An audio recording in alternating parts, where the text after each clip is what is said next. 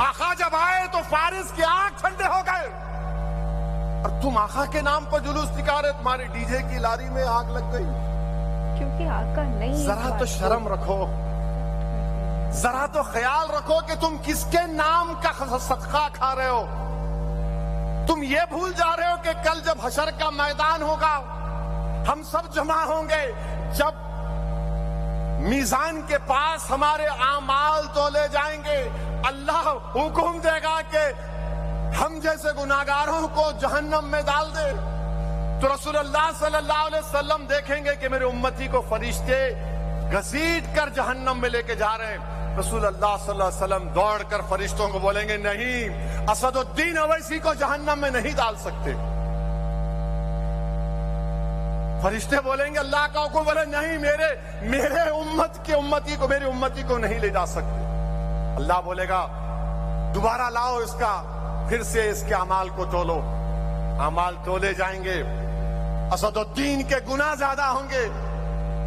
रसूलुल्लाह सल्लल्लाहु अलैहि वसल्लम हदीस शरीफ में आया कि अपने गिरेबान से एक छोटा सा कागज निकालकर उस मीजान पे रखेंगे, नेकियों का पल्ला भारी हो जाएगा। अल्लाह बोलेगा, अरे इसका तो नेकियां बढ़ गए, इसको जन्नत में दाखिल करो। वो आदमी खुश होगा, चीख मारेगा और बोलेगा, आप कौन हैं? आप कौन हैं जो मुझे जहन्नम से बचा लिए? तो रहमतुल आलमीन फरमाएंगे, मैं मोहम्मद सल्लल्लाहु अलैहि वसल्लम हूं, मेरे उम्मती में तू मुझ पर दुरूद और सलाम के नजराने पेश करता था, मैं उस दुरूद और सलाम को तेरे आमाल में रखा और तुझे तेरे नेकियों का पल्ला भारी हो गया। मेरे भाई, नेक बनो मेरे दोस्तों।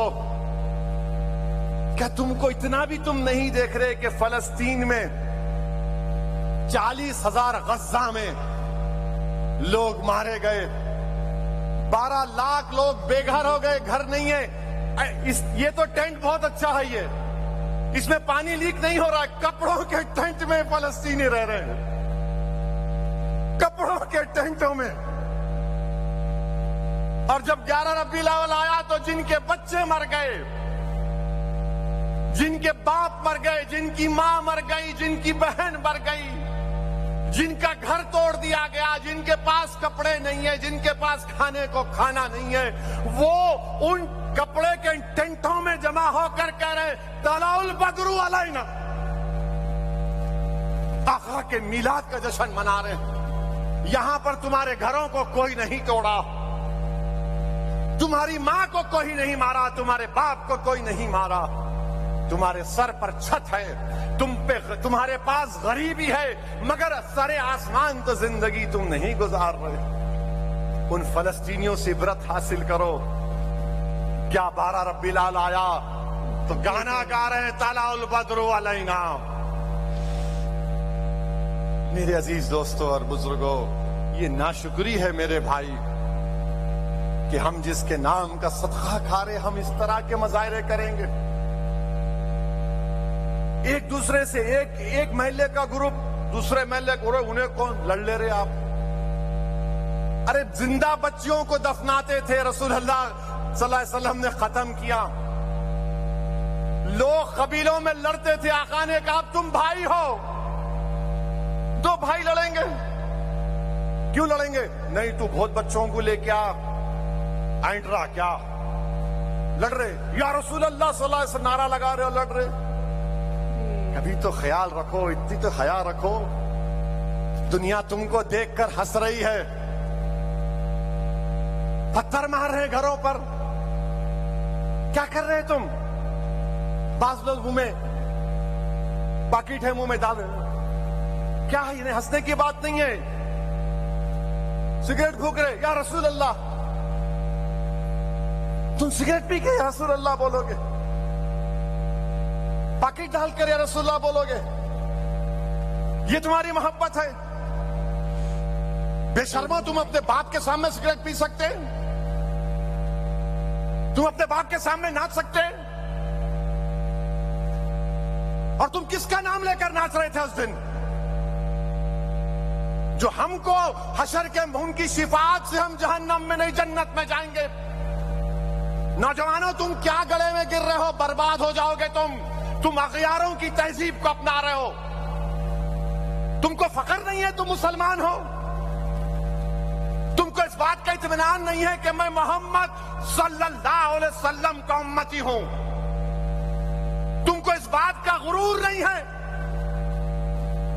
कि हम जब तक ला इलाहा इल्लल्लाह मोहम्मद रसूलुल्लाह बोलते रहेंगे उस वक्त तक दुनिया में कयामत नहीं आएगी? क्या कर रहे तुम लोग?